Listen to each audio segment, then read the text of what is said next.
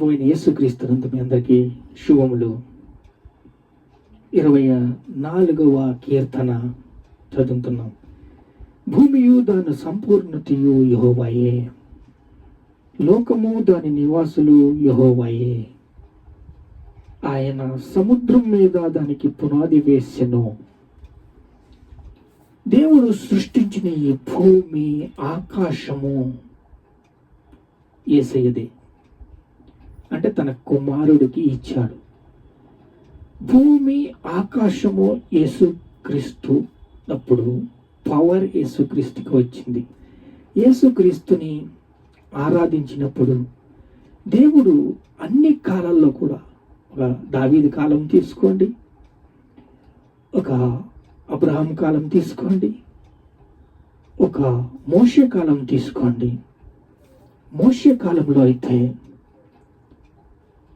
4వ అధ్యాయం 1వ వచనము, మోషే కాలంలో మనం దేవుణ్ణి బానిసలుగా ఉన్న ఐగుప్తు దేశంలో బానిసలుగా ఉన్న ప్రకారము మనం చూస్తుంటే, వారు నన్ను నమ్మరు, నా మాట వినరు, నాకు ప్రత్యక్షము కాలేదని అందురు. నీ చేతిలో ఉన్నది ఏంటి? కర్ర ప్రభువా. అయితే ఆ కర్ర కింద పాడేశాడు. ఏమైంది? పామైంది.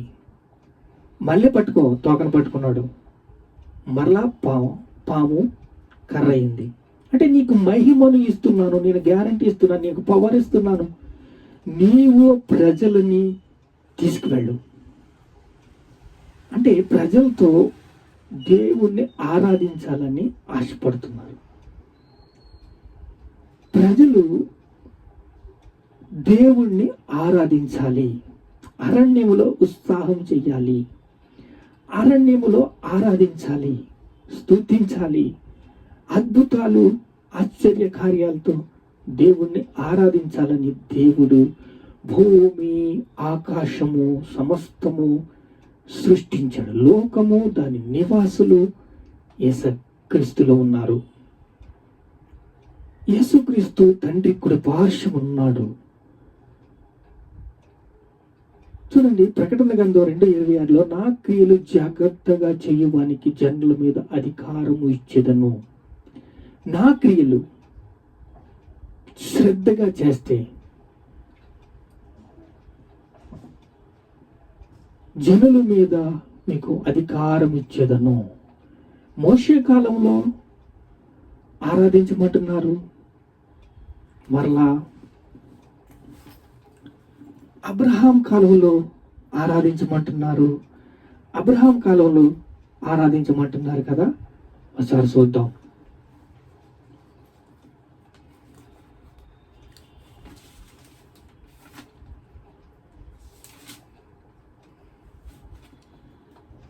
అబ్రహాం కాలంలో చూద్దాం. నీవు లేచి నీ దేశము నుండి, నీ బంధువుల నుండి, నీ తండ్రి యొద్ద నుండి బయలుదేరి నిన్ను చూపించిన దేశమునికి వెళ్ళము. నిన్ను గొప్ప జనముగా చేసేదను, నిన్ను ఆశీర్వదించేదను, నువ్వు ఆశీర్వాదంగా ఉంటావు. 8 చూద్దాం. చూడండి, 12వ అధ్యాయము ఆది కాండము 8వ వచనము. బేతేలు తూర్పునున్న కొండకు చేరి 11నున్న బేతేలులో తూర్పునున్న హాయికి మధ్యన గుడారం వేసి అక్కడ యెహోవాకు బలిపీఠం కట్టి యెహోవా నామమున ప్రార్థన చేసెను. ఎవరు ప్రార్థన చేస్తున్నా? నన్ను ఆరాధించండి, అబ్రహాం కాలంలోని నన్ను ఆరాధించండి అన్నాడు. ఇప్పుడు నిర్గమకాండంలో 5వ అధ్యాయంలో నన్ను ఆరాధించడానికి తీసుకువెళ్తానని అహరోను మరియు మోషే వెళ్ళినప్పుడు, నేను అరణ్యంలో ఉత్సాహం చేయాలి, ఆరాధించాలి, దేవుణ్ణి ఆరాధించాలి అని చెప్తే, యెహోవా ఎవడు అని పరో అంటున్నాడు. గర్వము, లోకములో గర్వము నడుస్తుంది. ఆ గర్వమే ప్రపంచాన్ని పరిపాలిస్తుంది. ఇప్పుడు ఈ గర్వము పాలిస్తుంది కదా, యెహోవా ఎవడు? దేవుణ్ణి ఆరాధించండి నాయన అంటే యెహోవా ఎవడు? కీర్తనల గ్రంథంలోకి వెళ్తే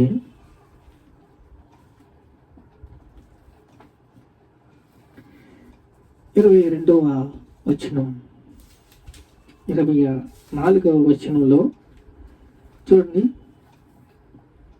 ఆయన పరిశుద్ధ స్థలములో నిలబదగిన వాడు వ్యర్థమైన దానిని మనసు పెట్టక కపటముగా ప్రయాణము చేయక నిర్దోషమైన చేతులు శుద్ధమైన హృదయము ఉండువాడే యెహోవా వలన ఆశీర్వాదమునందును. ఆయన పరిశుద్ధ స్థలములో నిలవదగిన వాడెవడు? ఆయన పరిశుద్ధ స్థలములో నిలబడాలి, దేవుణ్ణి ఆరాధించాలి, ప్రజలందరినీ పురికొల్పాలి, ప్రజలందరితో ఆరాధించాలి అని దేవుడు ఆశపడుతున్నాడు. చూడండి, 60వ అధ్యాయము యెషయా గ్రంథములో యెహోవా నీకు నిత్యముగా వెలుగుగా ఉండును, చంద్రుడు ఇంకా ఉండడు, సూర్యుడు ఇంకా ఉండడు, యెహోవాయే నీకు వెలుగుగా నిత్యముగా వెలుగుగా ఉంటాడు, నీ దేవుడు నీకు భూషణముగా ఉంటాడు, నీ దుఃఖ దినములు సమాప్తమవుతాయి అని దేవుడు చెప్తున్నాడు. ఇంకా సూర్యుడు ఉండడు, చంద్రుడు ఉండడు అంటే రాబోయే కాలములో సూర్యుడు ఉండడు, చంద్రుడు ఉండడు, నేనే మీకు వెలుగుగా ఉంటాను అని చెప్తున్నాడు. ఇప్పుడు భూత వర్తమాన భవిష్యత్ కాలంలో దేవుడు ఆరాధించమని చెప్పాడు. దావీదు కాలంలో కూడా ఆరాధించాడు దావీదు. దానియేలు కాలంలో కూడా ఆరాధించారు. ఇప్పుడు దావీదు కాలంలో కూడా ఆరాధించారు. ఇప్పుడు ఏ కాలం ఇది? భూత భవిష్యత్ వర్తమాన కాలంలో కూడా ఆరాధించారు. ఇప్పుడు రేపు జరగబోయే కాలంలో కూడా యెషయా భక్తుడు ఏం చెప్తున్నాడు? దేవుడు నీకు భూషణముగా ఉండును,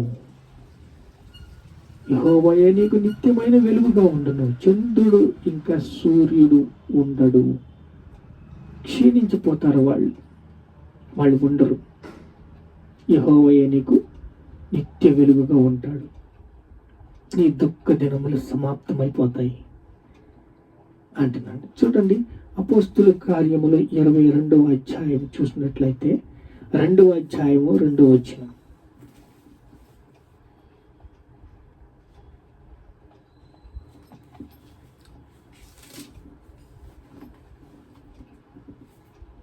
అపోస్తుల కార్యములు, అగ్నిజాలుల వంటి నాలుకలు వికింపబడి కనబడి వారిలో ఒక్కొక్కరి మీద వాగలగా అందరూ పరిశుద్ధాత్మతో నిండిన వారికి వాక్ శక్తి అనుగ్రహించిన కొలది అన్య భాషల్లో మాట్లాడసాగిరి. ఆరాధించమని 12 మందిని ఏర్పరచుకుని కొత్త నిబంధన చేసి పౌల్ని ఏర్పరచుకుని ప్రజలతో చెప్పి, ఆరాధించండి, నాకు ఒక నియమం ఉంది, నాకు ఒక నిబంధన ఉంది, నాతో కలిసి నడవండి, అరణ్యములో ఉత్సాహం చేయండి, సిటీలో ఉత్సాహం చేయండి, పల్లెటూరులో ఉత్సాహం చేయండి, మండలాల్లో ఉత్సాహం చేయండి, జిల్లాల్లో ఉత్సాహం చేయండి అని దేవుడు మనకి సూచిస్తున్నాడు. చూడండి, 2వ అధ్యాయం 17వ వచనంలో, అంత్య దినములు యందు నేను మనుషులందరి మీద నా ఆత్మని కుమ్మరిస్తాను, మనుషులందరి మీద నా ఆత్మని కుమ్మరిస్తాను, అందరూ నన్ను స్తుతించాలి, ఆరాధించాలి, ఘనపరచాలి, మహింపరచాలి.